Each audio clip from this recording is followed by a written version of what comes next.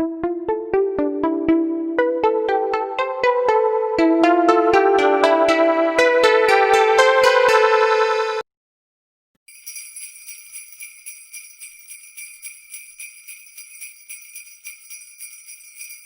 Mr. Moe's Storytime Holiday Special. How the Grinch Stole Christmas, from Dr. Seuss. Every Who down in Whoville liked Christmas a lot. But the Grinch, who lived just north of Whoville, did not. The Grinch hated Christmas, the whole Christmas season. Now, please don't ask why. No one quite knows the reason. Could be his head wasn't screwed on just right.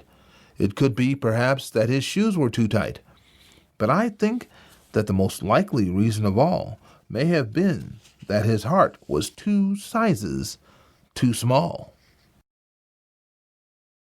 But whatever the reason, his heart or his shoes, he stood there on Christmas Eve hating the Whos, staring down from his cave with a sour, grinchy frown at the warm, lighted windows below in their town. For he knew every Who down in Whoville beneath was busy now, hanging a mistletoe wreath. "And they're hanging their stockings," he snarled with a sneer. "Tomorrow is Christmas, it's practically here." Then he growled, with his Grinch fingers nervously drumming, "I must find some way to stop Christmas from coming." For tomorrow, he knew, all the Who girls and boys would wake bright and early. They'd rush for their toys. And then, oh, the noise. The noise, noise, noise, noise. That's one thing he hated. The noise, noise, noise, noise. And then the Whos, young and old, would sit down to a feast. And they'd feast, and they'd feast, and they'd feast, feast, feast, feast.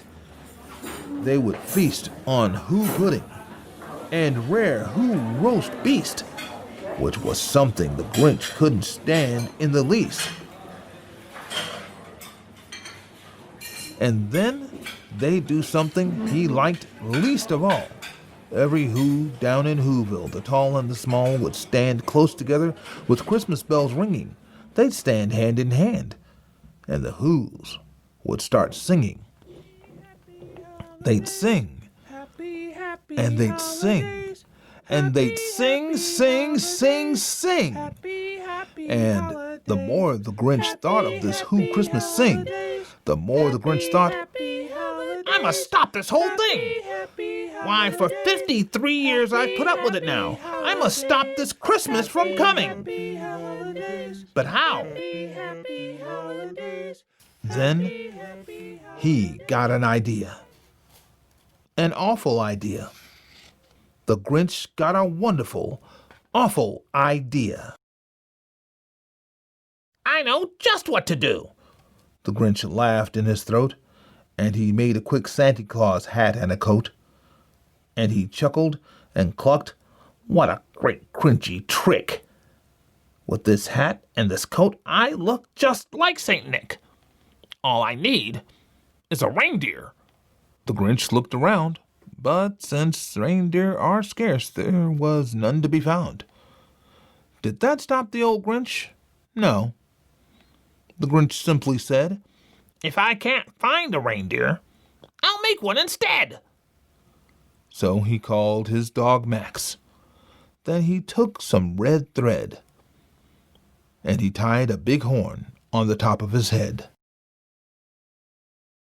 Then he loaded some bags and some old empty sacks on a ramshackle sleigh, and he hitched up old Max. Then the Grinch said, "Giddy up!" And the sleigh started down toward the homes where the Whos lay a snooze in their town. All their windows were dark. Quiet snow filled the air. All the Whos were all dreaming sweet dreams without care when he came to the first little house on the square. "This is stop number 1," the old Grinchy Claus hissed, and he climbed to the roof, empty bags in his fist. Then he slid down the chimney, a rather tight pinch, but if Santa could do it, then so could the Grinch. He got stuck only once for a moment or two. Then he stuck his head out of the fireplace flue, where the little Who stockings all hung in a row. "These stockings," he grinned, "are the first things to go." Then he slithered and slunk, with a smile most unpleasant, around the whole room, and he took every present. Pop guns and bicycles, roller skates, drums, checkerboards, tricycles, popcorn, and plums. And he stuffed them in bags. And then the Grinch, very nimbly, stuffed all the bags one by one up the chimbley. Then he slunk to the icebox. He took the Who's feast. He took the Who pudding. He took the roast beast. He cleaned out that icebox as quick as a flash. Why, that Grinch even took their last can of Who hash. Then he stuffed all the food up the chimney with glee. "And now," grinned the Grinch, "I will stuff up the tree." and the Grinch grabbed the tree, and he started to shove, when he heard a small sound like the coo of a dove. He turned around fast, and he saw a small Who, little Cindy Lou Who was not more than 2. The Grinch had been caught by this tiny Who daughter, who'd got out of bed for a cup of cold water. She stared at the Grinch and said, "Santa Claus, why? Why are you taking our Christmas tree? Why?" But you know that old Grinch was so smart and so slick, he thought up a lie, and he thought it up quick. "Why, my sweet little tot," the fake Santa Claus lied, "there's a light on this tree that won't light on one side. So, I'm taking it home to my workshop, my dear. I'll fix it up there, then I'll bring it back here." And his fib fooled the child. Then he patted her head, and he got her drink and sent her to bed. And when Cindy Lou Who went to bed with her cup, he went to the chimney and stuffed the tree up. Then the last thing he took was the log for their fire. Then he went up the chimney himself, the old liar. On their walls he left nothing but hooks and some wire. And the one speck of food that he left in the house was a crumb that was even too small for a mouse. Then he did the same thing to the other Who's houses, leaving crumbs much too small for the other Who's mouses. It was 1:15, all the Who's still abed, all the Who's still a snooze when he packed up his sled, packed it up with their presents, the ribbons, the wrappings, the tags, and the tinsel, the trimmings, the trappings. 3,000 feet up the side of Mount Crumpet, he rode with his load to the tip-top to dump it. "Pooh, pooh to the Who's," he was grinchishly humming. "They're finding out now that no Christmas is coming. They're just waking up. I know just what they'll do. Their mouths will hang open a minute or two.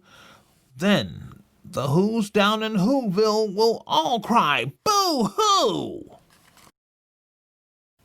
"That's a noise," grinned the Grinch, "that I simply must hear." So he paused, and the Grinch put his hand to his ear, and he did hear a sound rising over the snow. It started in low, then it started to grow. Happy holidays, happy, happy holidays. But the sound wasn't sad. Why, the sound sounded merry. It couldn't be so, but it was merry. Very. He stared down at Whoville. The Grinch popped his eyes. Then he shook. What he saw was a shocking surprise. Every Who down in Whoville, the tall and the small, was singing without any presents at all. He hadn't stopped Christmas from coming. It came. Somehow or other, it came just the same. And the Grinch, with his Grinch feet ice cold in the snow, stood puzzling and puzzling. How could it be so? It came without ribbons. It came without tags. It came without packages, boxes, or bags. And he puzzled 3 hours till his puzzler was sore. Then the Grinch thought of something he hadn't before. Maybe Christmas, he thought, doesn't come from a store. Maybe Christmas, perhaps, means a little bit more. And what happened then? Well, in Whoville they say that the Grinch's small heart grew 3 sizes that day. And the minute his heart didn't feel quite so tight, he whizzed with his load through the bright morning light, and he brought back the toys, and the food, and the feast. And he himself, the Grinch, carved the roast beast. The end. Well, I hope you enjoyed one of my favorite Christmas stories of all time. And even though it's getting kind of rough out there, the beauty part of Christmas time is that we go into the next year with lots of hope that things will, and they will, get better. Be looking for you on the other side of the year with more of Mr. Mo's story time. But until then, happy holidays, everyone.